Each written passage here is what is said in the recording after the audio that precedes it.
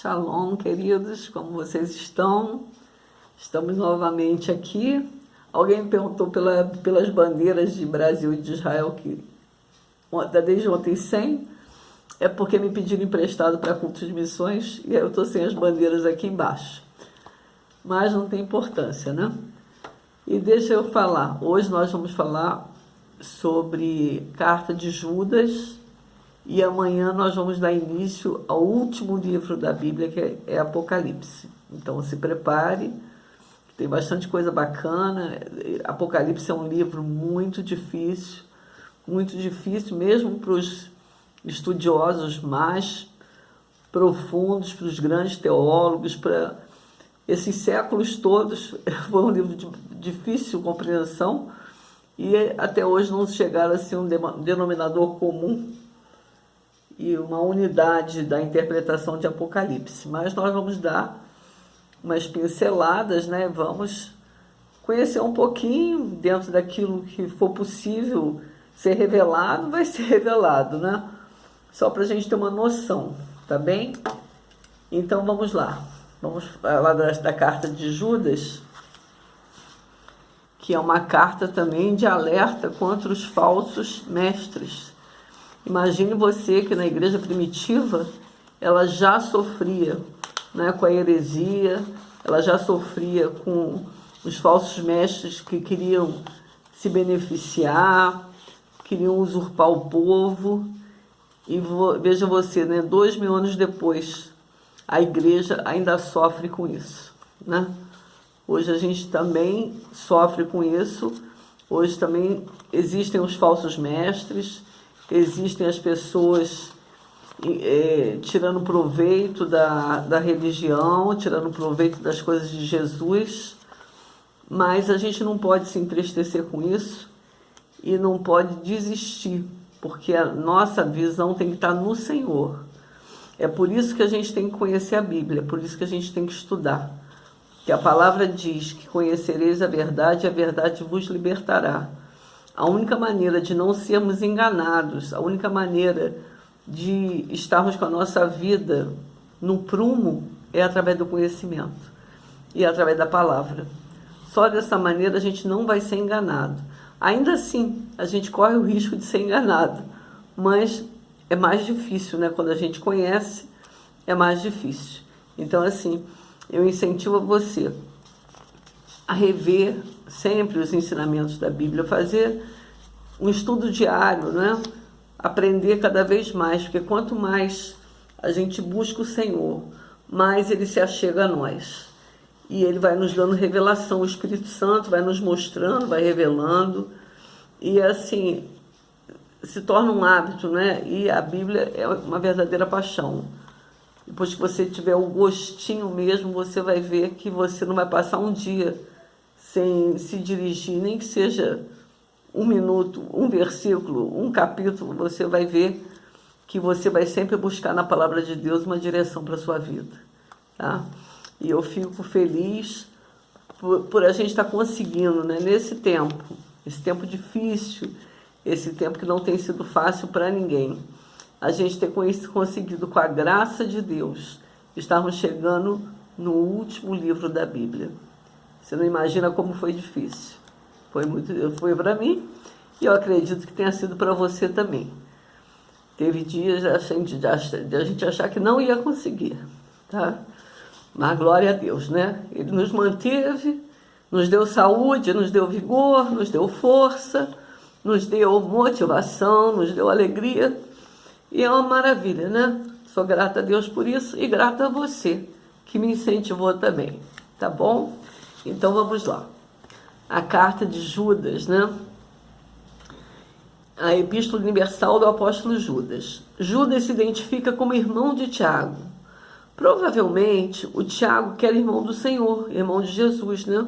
Que já expliquei que nas traduções pode ser irmãos, pode ser primo.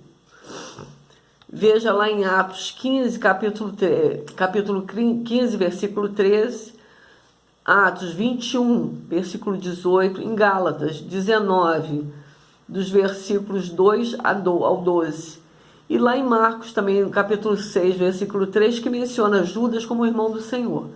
Então, assim, a gente acha que é esse, né? Os estudos apontam que esse Judas seja irmão de Tiago, que também era irmão de Jesus. Mas também pode ser um Judas que ele tinha um irmão chamado Tiago e que não era o mesmo, que era irmão do Senhor, né? A gente só coloca aqui para você se situar. As cartas de 2 Pedro e Judas têm uma interdependência. Não se sabe qual das duas foi escrita primeiro, mas ambas têm uma série de advertências sobre os falsos profetas. As datas podem ter sido, se anterior a 2 Pedro, se essa de Judas foi escrita antes de 2 Pedro, é provável ter sido escrita por volta de 65 depois de Cristo. Se ela foi escrita depois da de Pedro, é provável que pode ter sido escrita em torno de 80 depois de Cristo. O que se sabe é que uma ou a outra, uma inspirou a outra. Ou ainda teriam feito consulta uma terceira fonte. Pode ser até que existisse uma terceira fonte, como nos evangelhos é citada a fonte Q, né? Que eles pudessem também ter consultado, mas não se sabe, isso é só uma... a gente acha que pode ter sido isso. Prefácio e saudação. O autor se identifica como Judas, servo do Senhor e irmão de Tiago. Se de fato ele era irmão de Judas, irmão de Jesus, ele omite esse fato. A carta é endereçada aos queridos e conservados em Jesus Cristo, isto é, aos crentes. É como se Deus tivesse uma atenção especial para os que creem. Deseja que a misericórdia, a paz e a caridade vos sejam multiplicadas contra os ímpios e os falsos mestres, né? Judas inicia dizendo que a fé deve ser batalhada. Essa fé foi dada aos crentes em Jesus. E os falsos mestres estavam querendo pervertê-la. Por isso, o alerta de Judas é que ela deveria ser batalhada, mostrando que não é fácil preservar a fé. É uma batalha. Fala de forma emergencial. Provavelmente aquela comunidade estava entorpecida e não estavam atentos aos falsos mestres infiltrados. Diz que homens ímpios se introduziram, isto é, dentro da própria igreja, pervertendo os crentes a não acreditarem em Deus como único Senhor e também Jesus como Salvador. Traz à lembrança o povo que saiu do Egito e a destruição daqueles que não creram.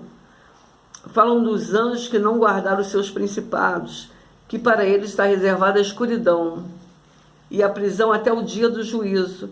Essa pode ser uma referência a Gênesis, lá no livro de Gênesis 6, dos versículos 1 ao 4, em que há a possibilidade de anjos terem se envolvido com mulheres.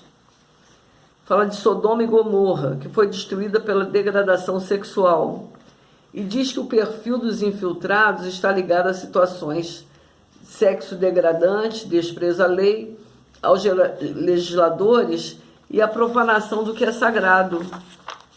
Cita que na morte de Moisés, quando o arcanjo contendia com o diabo a respeito do corpo de Moisés, o anjo não amaldiçoou o diabo, mas declarou que o Senhor o repreendesse. É provável que seja por isso que Judas não esteja amaldiçoando os falsos mestres. Diz que essas pessoas desprezam tudo que não conhecem e se portam com instinto animal. Diz que os falsos mestres entraram pelo caminho de Caim. Isso é, ao invés de cuidar do seu irmão, o matou. Está lá em Gênesis 4, versículo 8. Assim os falsos mestres matam os crentes com suas falsas doutrinas e são levados pelo prêmio de Balaão, isto é, a ganância e a sedução pelo dinheiro. Veja lá em Números, no capítulo 22, versículo 24. Números dos capítulos 22 ao 24. Ainda cita Corá, que se rebelou contra Moisés e Arão. Corá e seus seguidores todos foram engolidos pela terra. E Judas diz que não será diferente o julgamento dos falsos mestres, e eles vão perecer como Corá. Judas faz um alerta para que os falsos profetas não participem das festas de caridade promovidas pelos cristãos. É provável que também fossem servida a ceia do Senhor nessas festas. Diz que esses falsos profetas se banqueteavam, se embriagavam, apacentando-se a si mesmos, isto é, cuidando apenas de si, e diz que são nuvens sem água, árvores infrutíferas sem raiz, ondas que só têm espuma, estrelas errantes.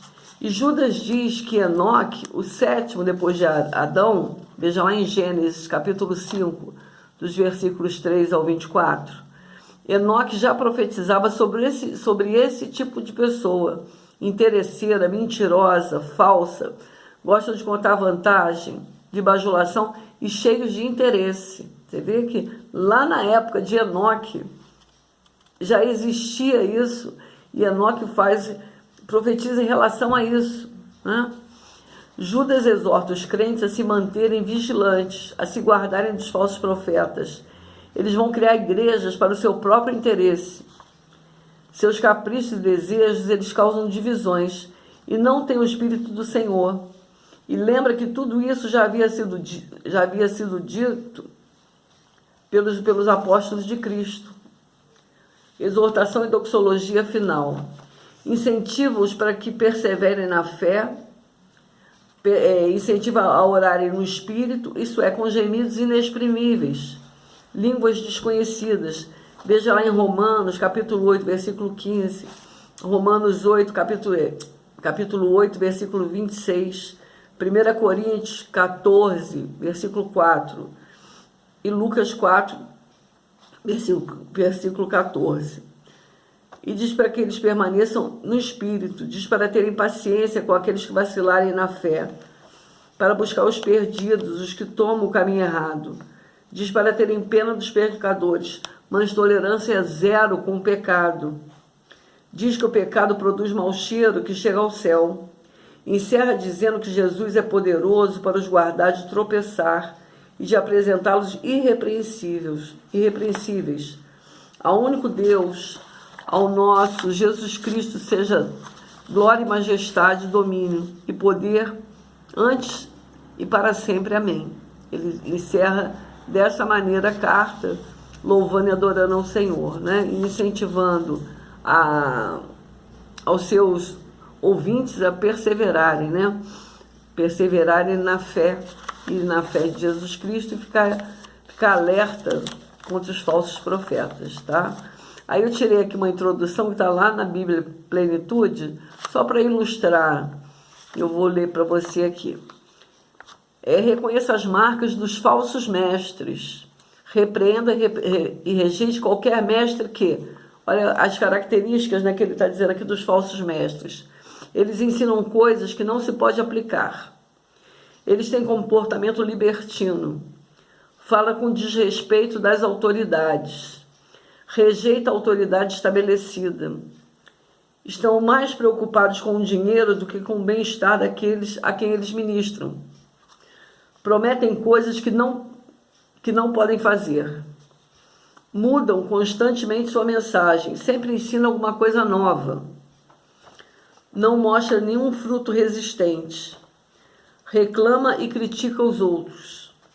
É motivado pelo ganho pessoal. Se autopromove. Agrada os outros quando é do seu interesse. Essas são as características que a plenitude coloca dos falsos mestres. É claro que tem muitas outras coisas, né? Mas aqui ele citou algumas que eu achei interessantes. Tá bem?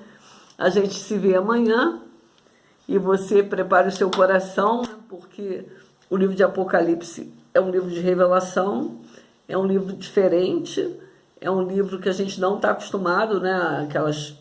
A fala, a literatura é totalmente diferente. A literatura apocalíptica, ela não é fácil de compreensão e nem tem como se compreender 100%, até porque se são coisas futuras, a gente só vai saber depois que elas acontecerem se a nossa interpretação está correta ou não, se é realmente aquilo ou não, né? Você pegar a história, olhar para o passado e interpretar é uma coisa. Você olhar para o futuro, ninguém tem bola de cristal, né? A gente entende, a gente acha algumas coisas, mas nada é 100%, né? Só quem sabe exatamente como é essa coisa e como vão ser as outras coisas, só quem sabe é o Senhor, tá bem? Mas eu te convido nessa caminhada e nós vamos juntos até o último capítulo, tá bem? E te dizer que a sua companhia foi maravilhosa, tá? A gente se vê amanhã. Um abraço.